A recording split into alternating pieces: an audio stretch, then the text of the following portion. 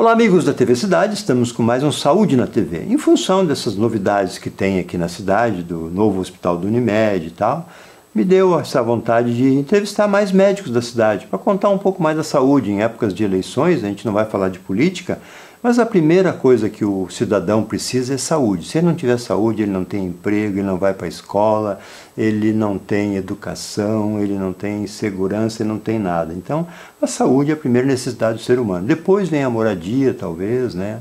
Antigamente, no tempo das cavernas, era a caverna mesmo, né? Hoje tem que ter uma moradia. E hoje nós temos a satisfação aqui de ter uma doutora muito conhecida na cidade, já trabalha há 33 anos na medicina, né? E é uma pessoa maravilhosa, todo mundo conhece ela pelo bom atendimento que ela presta. E hoje ela vai contar um pouco mais da sua vida, que é o programa, em vez de ser saúde na TV, vai ser Qual é a Sua Vida? Nada disso. Doutora Maderley, obrigado por ter aceito o convite. Dá o seu primeiro oi na câmera 1. Bom, primeiro eu quero agradecer o convite, me senti honrada. Tá? Muito obrigada, Classia, muito obrigada, TV Cidade Farroupilha. Fiquei muito feliz. Nós que agradecemos.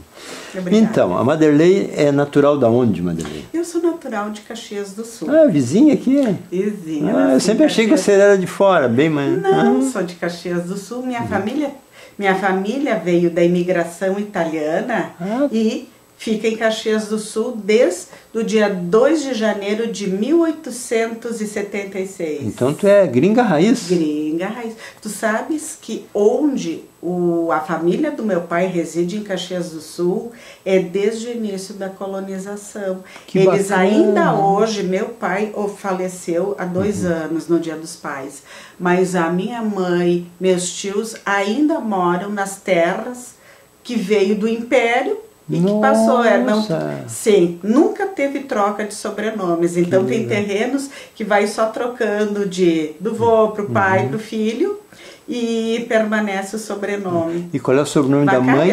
A minha mãe é Dorigatti, meu pai é Vacari. Italiano e puro os dois. Sim, 100%. Muito bem. E o esposo Rockenbach era... Alemão, da Alto Feliz. Olha só. Carlos é alemão, ali da região, que agora é a cidade, né? Sim, Alto é Feliz. Da região de Alto Feliz. E você estudou aonde? Sempre sempre em Caxias? Em Caxias. Eu estudei no Colégio Madrimilda, no que chamávamos de primeiro grau, né, que agora é o ensino fundamental. Fiz o 2º grau, que é o ensino médio, no colégio público, né, estadual Cristóvão de Mendonça, que era uma escola muito boa. Fiz a Universidade de Caxias do Sul, a UX. E depois toda a minha especialização, que é a residência médica, eu fiz na PUC, na Pontifícia Universidade Católica de Porto Alegre. Conseguiu uma boa especialização lá. Muito. A PUC é muito famosa, né? Muito. E o meu filho hoje faz o curso de Direito na PUC também. Também, olha só. Meu filho está concluindo o curso de Direito já no final do ano. Teremos mais um advogado em Farroupilha? Mais um. Já passou na primeira etapa da prova da ordem. Olha, isso aí é difícil. Está indo para a 2ª etapa agora, estudando muito, porque ele ainda está fazendo a graduação. Que é sábado agora ou é no sábado? Agora, por esses dias. Ele ainda faz o TCC, então tá cheio de coisa para fazer. Imagina, né? Os jovens hoje, na minha época, eu sou bem mais velho que a doutora, a gente fazia o ginásio e já estava bom. Depois tinha que fazer a faculdade, depois o pós, e hoje tem que fazer mestrado, no mínimo, para se destacar, né, doutora? Muito. Hoje, só uma graduação, conforme a área que tu atua, ela já ficou pouco, já ficou pequeno. Tu precisa ir além, tu precisa de um mestrado e até um doutorado. Inclusive as universidades não aceitam mais professores sem doutorado, né? Mas isso eu acho correto. Tem que... Sim, para te formar, tu tem que ser bem formado e informado para poder formar. É isso tá? aí. Eu acho isso importante. Mestrado e doutorado é fundamental para o professor da graduação. E temos que sair daquele país que está sempre atrás da educação ali, né? Sabe que a tua melhor ferramenta de trabalho é a educação. Isso é para tudo. Se você entende o que você faz, tu diminui os erros, né? Então, quanto mais educado for um povo, maior a oportunidade para tudo e para todos. E a qualidade de vida sobe, né? Claro, tem ensinos que não são acadêmicos, tem ensinos que são profissionalizantes, mas então em instituições que te preparem, correto? Tem coisas que tu vai aprender no dia a dia, mas através de alguém que te ensine. Sempre vai ter um mestre. Tanto que, se tu voltar para trás, na Idade Média, era o mestre. O Michelangelo, da Vinci, eles eram aprendizes de mestres. Sempre. Eram os grandão, né? Sempre tem um mestre. Com relação à tua especialização, né? Tu sempre morou em Caxias e... Eu fiz faculdade e morava em Caxias. Aí quando eu vou fazer a minha especialização, ainda durante a universidade, eu vou fazer estágio em Porto Alegre. Então aí eu fico anos em Porto Alegre. Quantos anos? Fiquei 3 anos em Porto Alegre. Bastante tempo. Fiz o estágio em Porto Alegre e fiz 2 anos de ginecologia e obstetrícia, né, pela residência médica na PUC. Então aí, nessa época eu e o Carlos já namorava, porque eu e o Carlos começamos a namorar. Na UCS?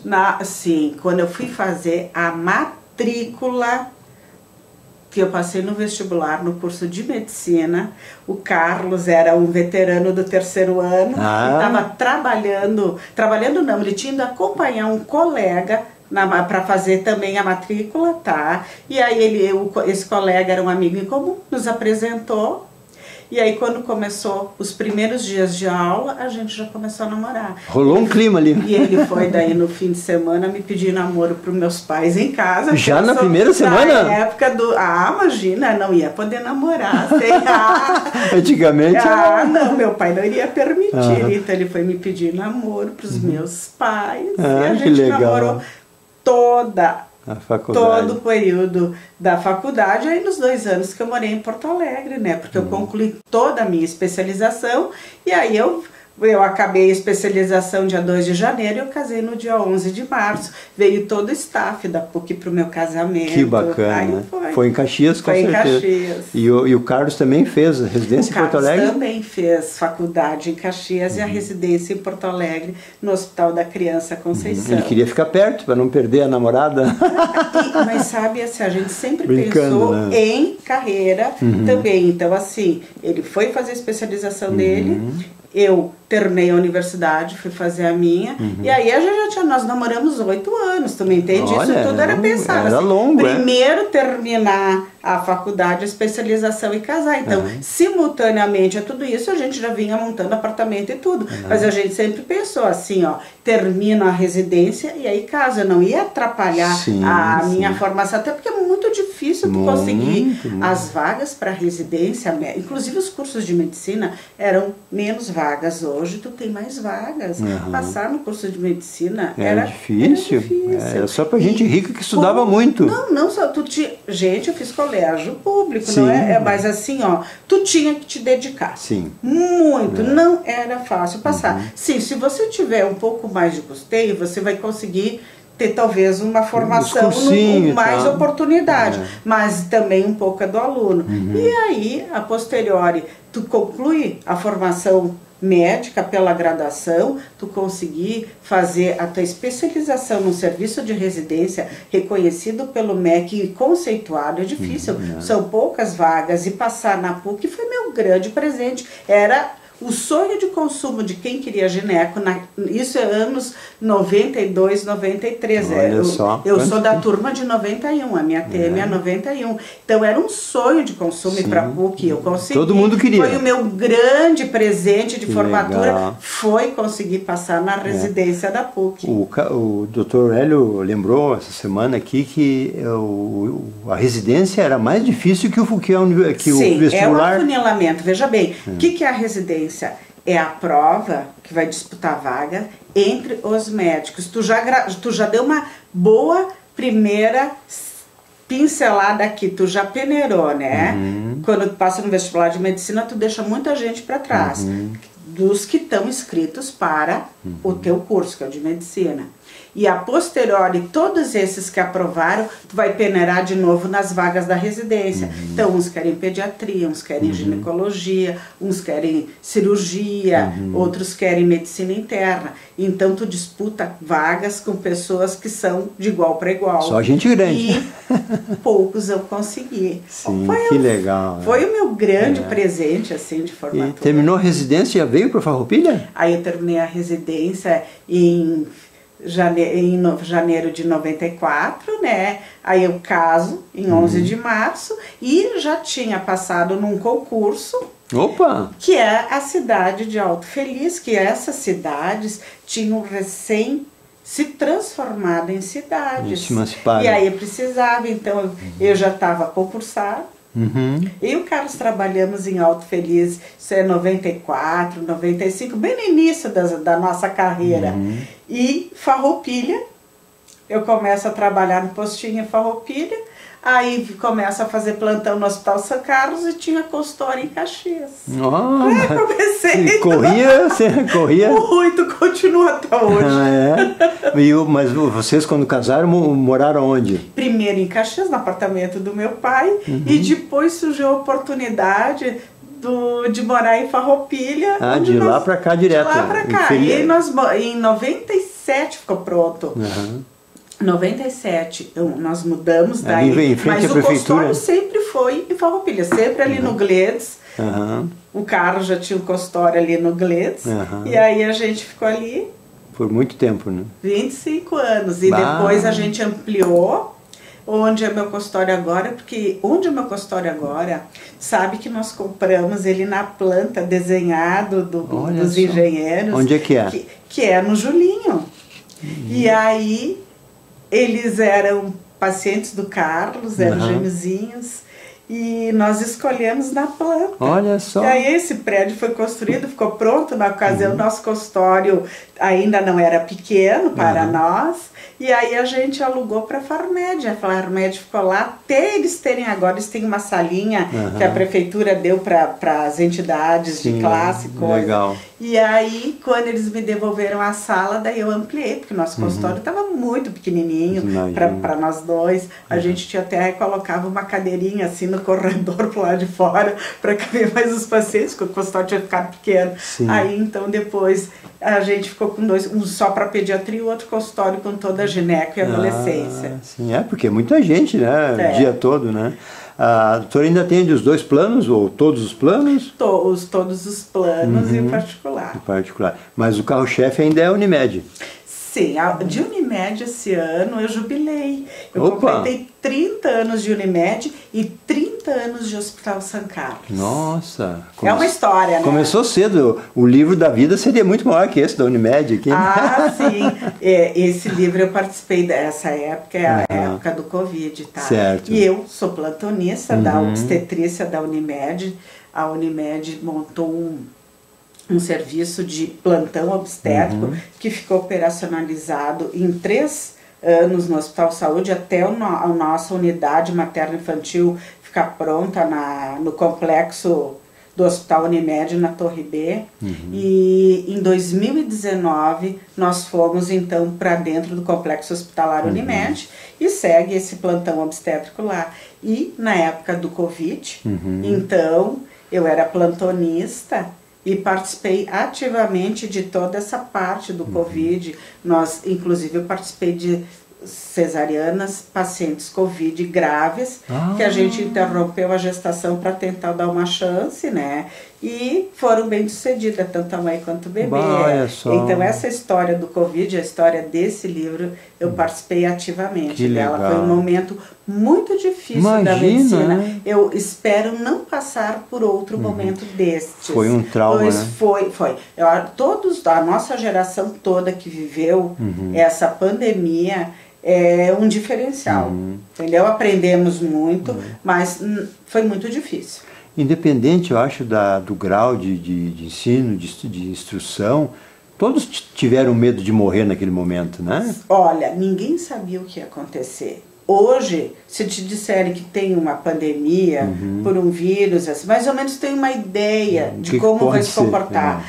No começo, ninguém sabia. Nós não sabíamos se a gestante que tinha pego o vírus, o que aconteceria com o bebê. Entendeu? Ninguém. Era um medo, era um terror para a família dar notícia. Porque o pânico, sabe? Hoje a gente vê que muitos bebês não aconteceu nada, ficaram protegidos dentro do útero materno. Então, foi mais um grande momento da medicina, passamos por este também. Esse foi... Tivemos um crescimento muito grande para todos, tá? Quem participou direto e indiretamente, mas todos vivemos essa pandemia. Ela mudou, ela marcou muito, né? Sim, ela avançou no conhecimento e também na instrumentalização, né? Porque os hospitais se equiparam melhor, talvez, né? Eu acho que tiveram que, de uma maneira muito rápida, desenvolver tecnologia específica para isso, né? Inclusive, a forma como o mundo se comunica hoje, ela é o grande legado da pandemia. Em 35 dias, mais ou menos, da deflagração da pandemia a nível mundial, que o mundo o mundo se globalizou, o mundo todo passou a se comunicar pela internet e foi o mundo inteiro, de todos os continentes, né? Tu não precisava mais ser rico para ter acesso à internet, esse tipo de coisa. Foi para todos. As escolas vieram para esse sistema online, remoto, em casa, e foi uma coisa muito rápida. Foi muito rápido. O mundo se conectou e o mundo seguiu. A história seguiu. Me veio à mente agora uma entrevista que eu fiz com o Dr. Biazin na época aqui, que ele me disse que eles tinham informação do mundo, era grupos de WhatsApp e tudo, né? Conectava com o que estão fazendo ali na Itália, o que estão fazendo na Inglaterra, o que estamos fazendo, que ninguém sabe. Então tu troca informações de uma maneira muito rápida com os grandes serviços e a gente começou a dar a se moldar e ver o que funcionava. Que coisa boa, né? Mas isso para tudo, tu me entende? A indústria, a educação, o mundo inteiro virou globalizado e integrar, né? Foi em rede, o mundo passou a viver em rede, veio para dentro da nossa casa. Deu um salto aí. Deu um salto, tu me entende? Tu trouxe isso até para dentro da casa do teu pai e da tua mãe, que já tem uma certa idade, que se não fosse pela pandemia, provavelmente não iria quase nem chegar no patamar que chegou agora. Obrigou a todos se conectarem, né? O mundo se conectou todo em muito pouco tempo. Teve, assim, até nas famílias houve uma união, né? Ou uma desunião, dependendo da situação, mas né? Ou fica em casa, obrigou muita gente a se entender mais. Aprender a conviver de novo, todo mundo junto. Família. Todo mundo junto, sabe?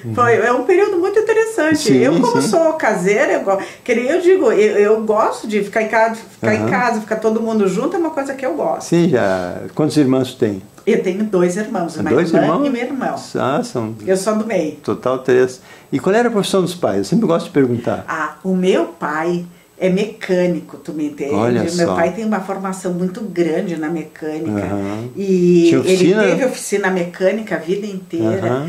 E ele trabalhava com motores grandes e também de carro. Então meu pai tinha uma formação muito grande de mecânica, era um mecânico muito conceituado. Praticamente um engenheiro de prática. Tu sabes que meu pai tem uma parte da formação dele que eles estudavam por correspondência. É uma coisa muito interessante, porque hoje a gente Eu sou dessa época. Exato. Pelo correio, E pelo correio. E a minha mãe, depois casou, trabalhava em casa, mas a minha mãe é costureira, ela fazia prêt-à-porter.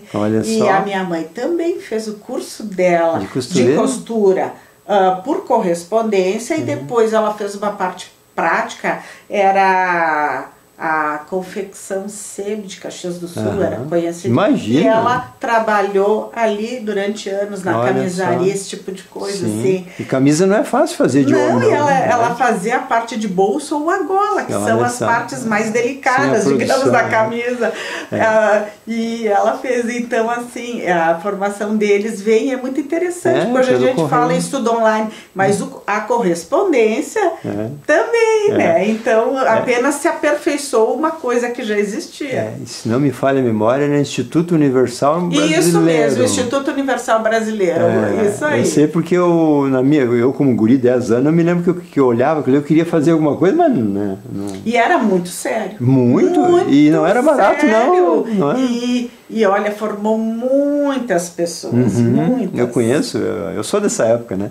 Doutora, com relação à profissão, só em Farroupilha quantos anos são? 30. Agora, eu cheguei em Farroupilha em 94. 30 anos agora. Né? Então, 30 anos. Que coisa, né? Passa muito rápido 30 anos, né? Muito, meu Deus. Eu tô há 40 aqui, guria. 40 eu anos. vejo, porque eu já faço o parto dos bebês que eu trouxe para o mundo. E sabe? hoje dos... Exato. Tu sabes que quando o Carlos orbitou, eu fiquei uma semana sem trabalhar, depois eu retornei para a escala de plantão.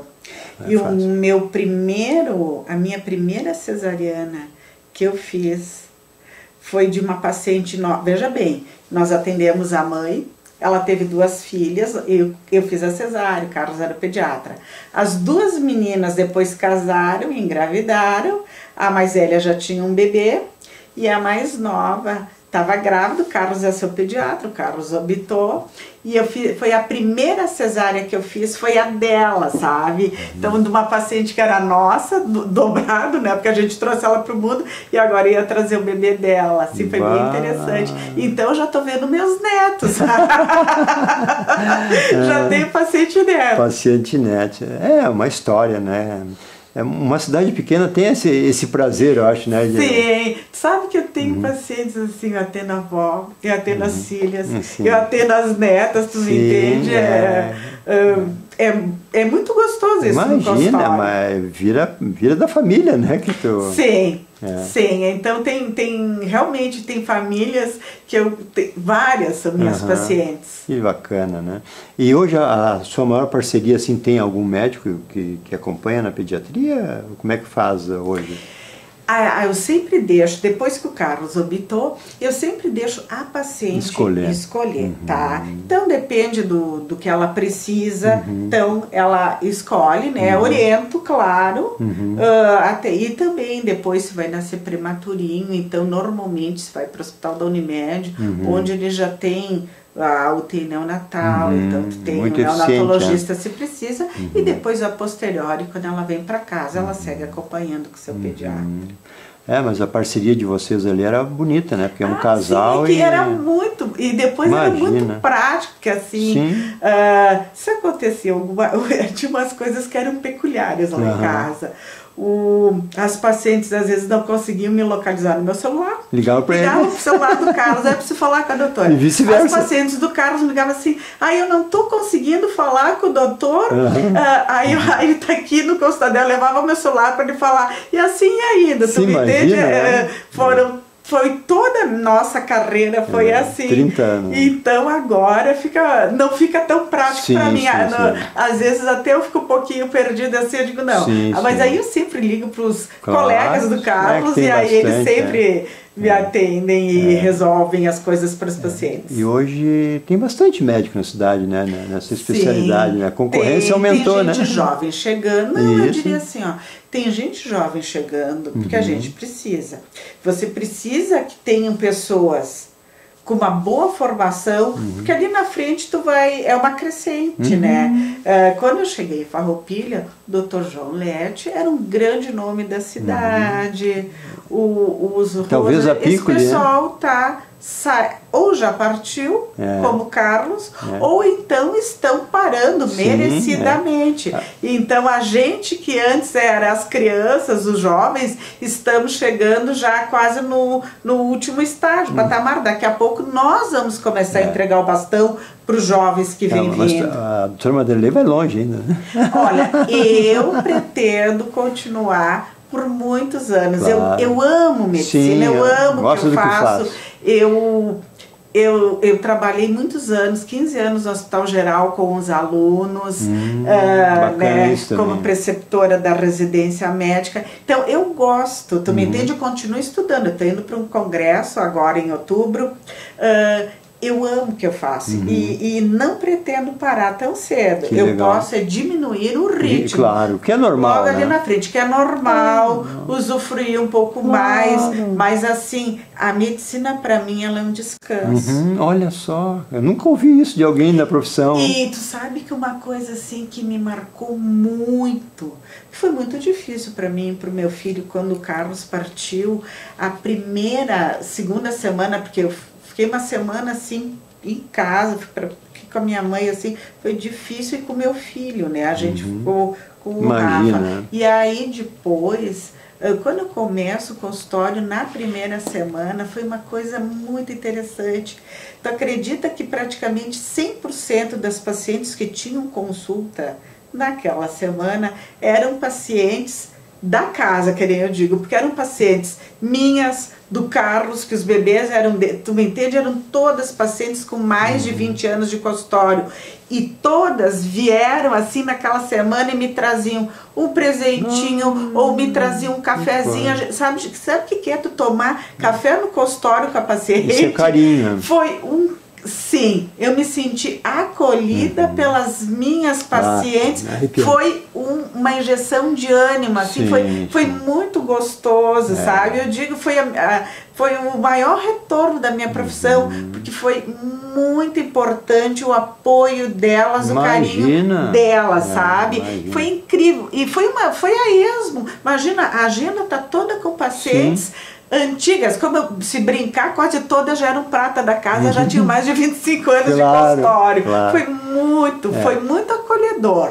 Eu acho que independente da data, o resultado seria o mesmo, né? Porque vocês tinham todo mundo dizia, bah, como é bom ir lá no Rockenbach, porque ele brinca com as crianças, por isso e aquilo. Ele era muito elogiado, não é porque foi que partiu que... Ele era um grande pediatra, ele amava pediatria. E ele sabia se relacionar com as crianças de uma maneira única, era ímpar. Ele e as crianças se entendiam. Ele era brincalhão. Eles se entendiam, ele brincava, ele conseguia entrar no mundo da criança. Isso é o que... Era o DNA dele. O DNA, realmente. Era o DNA dele. É difícil falar nessas pessoas que partem, assim, que deixam tanta saudade, né? É uma grande saudade. Eu sempre digo também, eu perdi uma esposa com 47 anos e eu com 51, né? Jovem. Já vai para 20 anos. Mas não passa um dia que a gente não lembra, né, Madeleine? Mas é uma lembrança boa, que te faz bem. Com certeza. Entendeu? Uma lembrança sem tristeza, que te faz bem, assim, aquilo te deixa forte, porque a vida continua. Então, veja bem, meu filho, quando fica órfão, ele está iniciando a universidade, os estudos, então tem que dar um grande suporte. Sim, não é fácil para ajudar, para manter ele, porque ele é uma parte mais frágil. A gente já consegue absorver melhor os impactos que a vida que vai ter. Todos teremos grandes impactos na vida, mas tem algumas coisas que não precisam acontecer tão cedo. Aconteceram. Então, vamos absorver e vamos seguir em frente, né? Então, o jovem acha que ele é imortal, né? Normalmente. Olha, eu acho que ninguém está preparado para entregar pai e mãe para Deus. Acho que não, né? Eu achei difícil. E meu pai já tinha bastante idade. Eu achei difícil, mas super aceitável. Já quando tu perde o paciente mais jovem, a dor é maior. É maior, né? E eu acredito que meu filho, que é bem mais jovem que eu, tenha tido uma perda ainda maior que a minha. Muito, com certeza. E assim para todas as pessoas que também estão na minha situação, porque não é fácil. E inclusive temos um caso similar, né, na nobreza na Inglaterra também. Tu está lidando com uma doença que é difícil. O câncer, ele não é uma doença fácil de lidar. E, de uma certa forma, em muitos casos, a gente sabe que o final será antecipado pela doença. Todos partiremos. Mas não é fácil. Tu tem que te preparar, com terapia, com tudo. Mas eu te digo uma coisa, ninguém está preparado para o final. O final é muito difícil. E eu acho que ninguém achou fácil, sabe? Mas a vida segue, a vida continua. Temos que seguir fazendo as coisas boas. Claro, plantar o bem. Plantar o bem. Isso aí. Bem. Sabe quanto tempo nós estamos conversando? Não. Meia hora. 30 minutos. Não acredito. Meu Deus, parece dessa. Vamos falar um pouquinho do São Carlos, que passou por uma fase difícil, hoje está muito bem, né? E o São Carlos está bem, sim. Eu ainda sou plantonista do São Carlos. Há quanto tempo? Desde Olha, sempre? Eu tenho 30 anos de São Carlos. Eu cheguei e começo a trabalhar no São Carlos. Aí, quando eu fiquei grávida do Rafael, eu tive que ficar de repouso para não perder. Então, eu fiquei um grande período fora e o Rafa era pequenininho. E eu volto para o plantão do São Carlos depois de uma época onde todos nós tínhamos voltado, eu, o Hélio, o Luciano, a Daniela Lete, o Clayton e o Dal Ponte. E aí nós trabalhamos antes, que inclusive tem uma placa muito bonita na entrada da maternidade, do centro obstétrico, tem uma placa com os nossos nomes e de mais alguns médicos ali. E eu acho que o Cantarelli também fazia plantão com nós. E aí a gente fez plantão alguns anos, aí depois eu saí de novo, que eu estava com muito sobrecarregada, eu tinha Caxias, tudo. E aí agora, não faz muito, eu voltei, eu acho que isso já são uns 2 ou 3 anos que eu tô de volta ali no São Carlos, e o São Carlos é uma grande remodelada, o São Carlos está bem, está indo bem, está crescendo, isso é importante, ele está crescendo. Eu conheci o São Carlos pequeno. Imagina. A nossa maternidade, quando eu cheguei, era naquele corredor onde hoje fazem a endoscopia, tá? E as colonoscopia. Chegou aqui na época que os médicos tinham consultório ali dentro ainda. Eu acho que eu não peguei não pegou essa parte, eu acho que eu chego logo depois. Porque tinha o Ervino, aquele que foi... Ou era, isso eu já não me lembro direito, tá? Porque eu chego em 94, né? Mas o centro obstétrico, hoje, ele faz parte do bloco cirúrgico, tá? E era um corredorzinho, ele é um corredor do bloco, divide o bloco em umas 4 partes, seria um quarto do que hoje é o bloco. Olha só. Era todo o centro obstétrico e materno-infantil. Hoje nós temos um andar muito bem montado, muito bom, muito bem estruturado. Tenho muito orgulho do nosso Hospital São Carlos aqui. Sim, deu um... pós-pandemia, né? Porque o hospital ainda tem um pouco de dívida, mas não no dia a dia ali, né? Essa parte financeira, eu não sei te explicar, mas eu vejo assim, o que éramos pequenos, como crescemos, como nos equipamos, tem serviços muito bons e tem serviços que está se procurando modernizar. Eu acho que a gente pode ter orgulho do São Carlos. Com certeza, tem até robô agora aí, né? Eu não sei se é alugado, não sei o que é. Teve a cirurgia que saiu outro dia da parte que veio o pessoal operar aqui. Sim, é muito, imagina, nós vamos virar referência. Mas merecido, claro. É o único hospital, temos que lutar por ele, né? E agora vai vir a ampliação do nosso pronto atendimento, que é um hospital dia da Unimed, e que vai virar o nosso hospital, que é o sonho. Eu participei da formação de todos esses hospitais. Eu estava na reunião que a Unimed decidiu construir o hospital da Unimed, a primeira fase, tá? Quando comprou aí os a médicos... gente concluiu todo o complexo hospitalar, hoje o que chamam de Bloco A. A posteriori se começou a edificar o que hoje se chama de Bloco B. Que é o esqueleto, não? Que é o hospital inteiro em Caxias do Sul. Eu estava na reunião que nós resolvemos que a Unimed ia construir o seu hospital. Eu participei dessa reunião, são 30 anos Caxias do Sul. Em Caxias do Sul.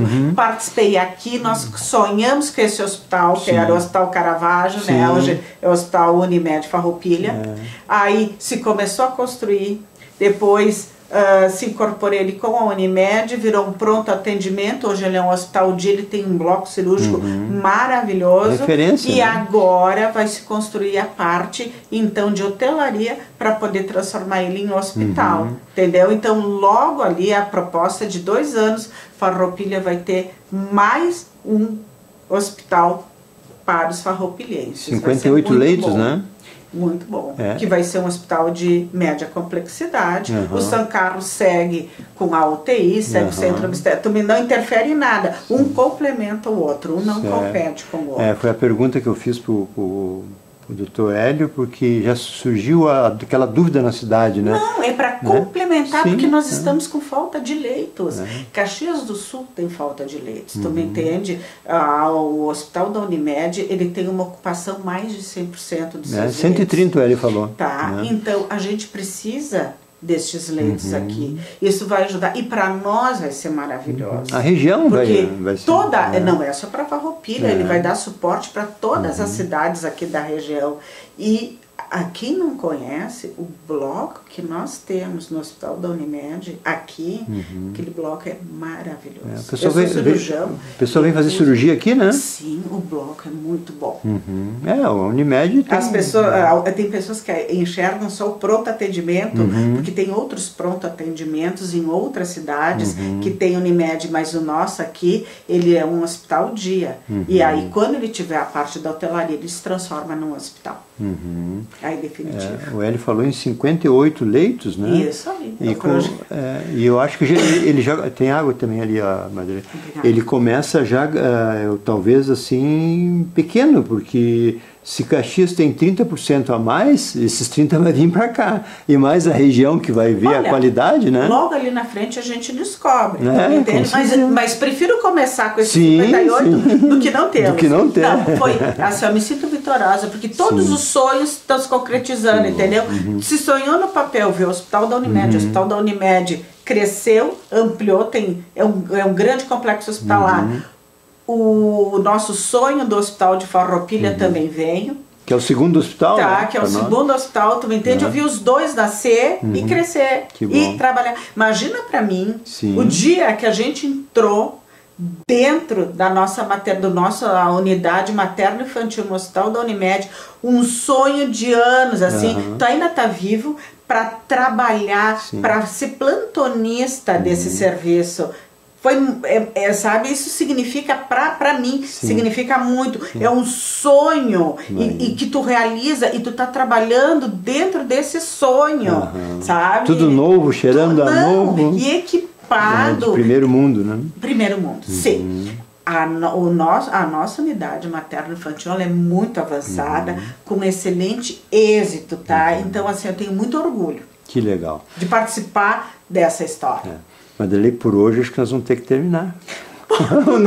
O normal é 30, né?